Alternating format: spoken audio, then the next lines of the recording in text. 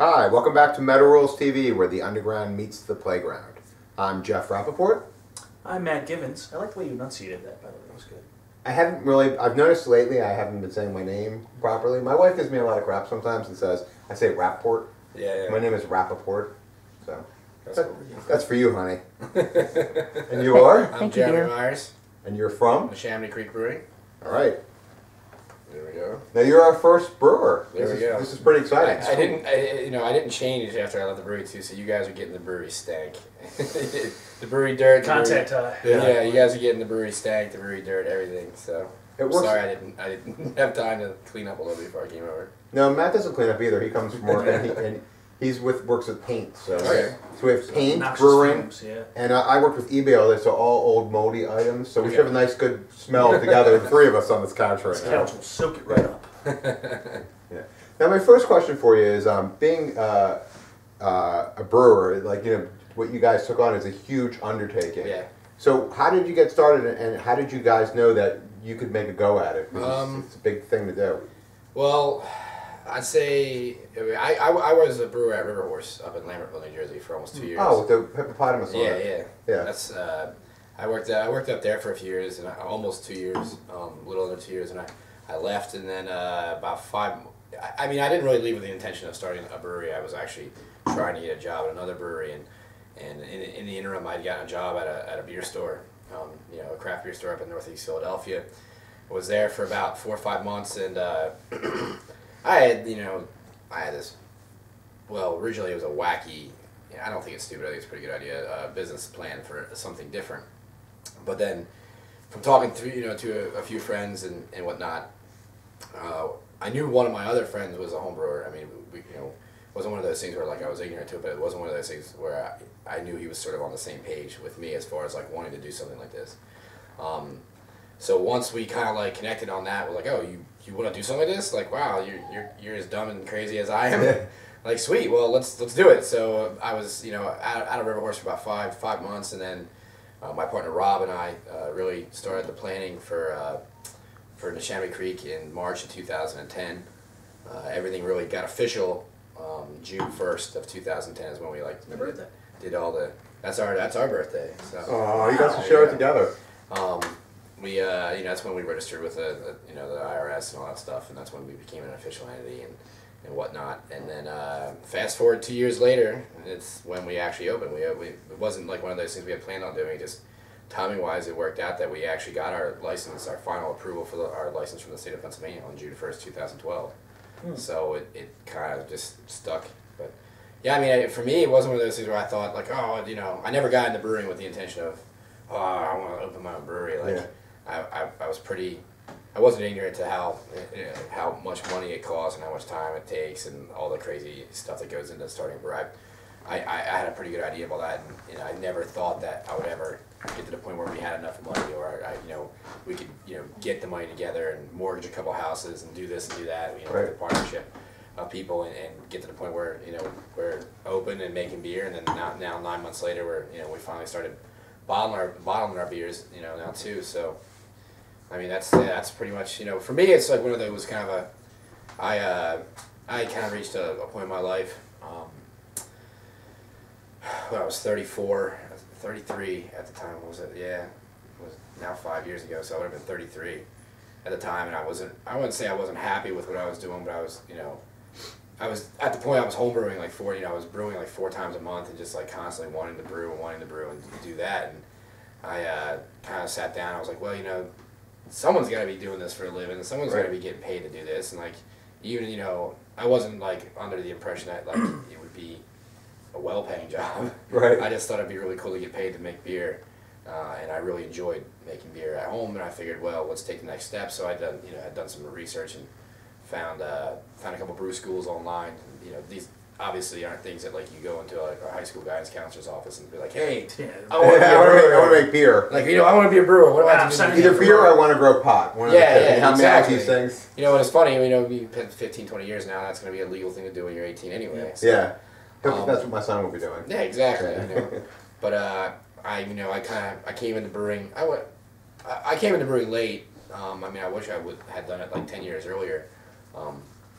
I always had like the inclination of wanting to do it, and actually when my wife and I bought our house, before we were married, I would actually drive by a homebrew store every day on my way to and from work, and unfortunately they would be closed when I would leave in the morning, and they would close when I get home at night. So I would always drive by when they were closing. Is that one of those stores where you just go and you buy supplies and stuff? Yeah, So you can buy yeah. ingredients, you can buy kits and equipment and brewing, all kinds of stuff. And finally went in there on a Saturday with a buddy of mine who was actually renting a room from us, and just said, fuck it, I'm buying the kit. And from that point on, I got to the point where I was probably brewing like 4 times a month, and figured, all right, well, I'm gonna, I want to figure out how to do this for a living. I want to make money doing this, and not necessarily make money, but I want to do this for a living and make, be able to live off doing this instead of like, spending, money to make the beer.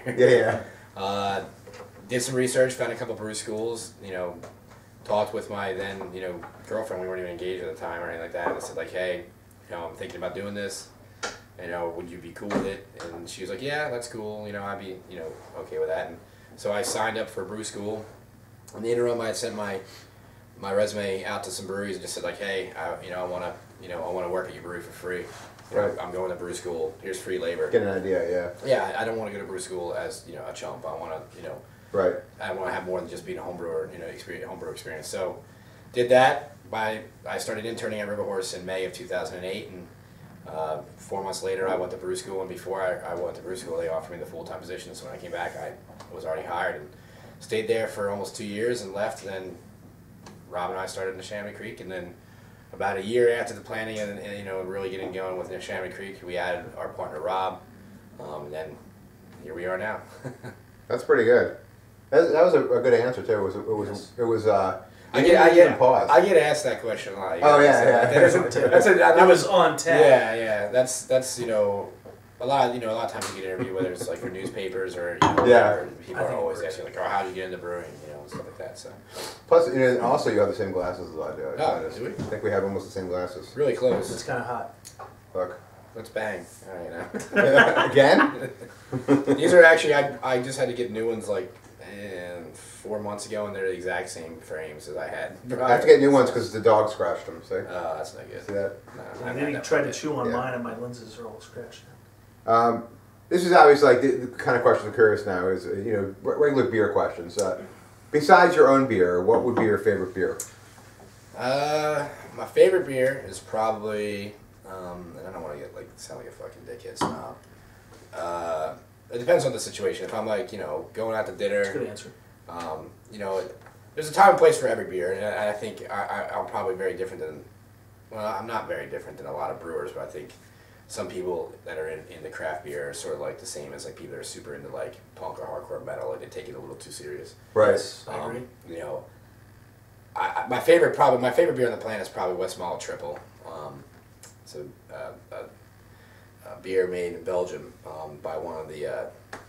I'm totally flaking on this information now, which I should totally know. There's Chimay is one of them. Why am I? They're not Abbeys. They're Trappist breweries. Jesus. Yeah. One of the 7 Trappist breweries is West Malt. The beer that they're known for.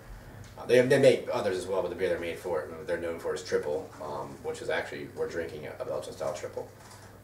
Sort of style that's a West Malt. West Malt is a little different than this, but West Malt is probably my favorite beer. I'll drink that anytime, any day.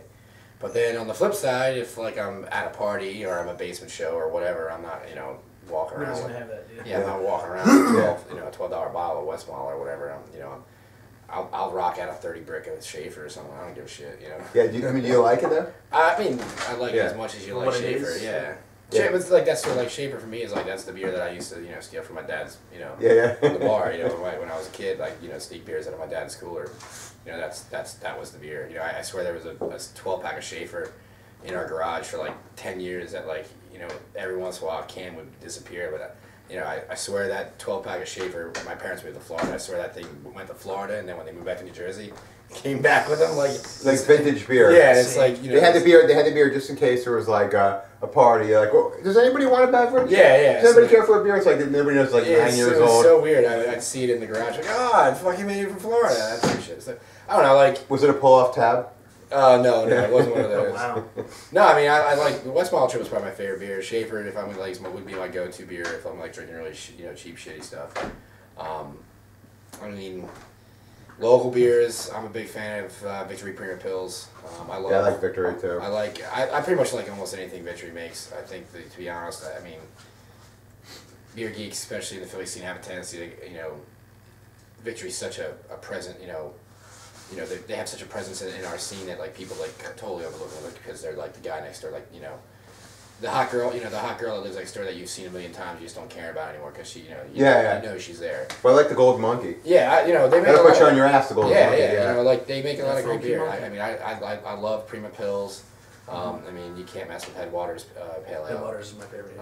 Yeah. They actually one of the first craft beers I really got into was Victory, just their lager. I really love their lager.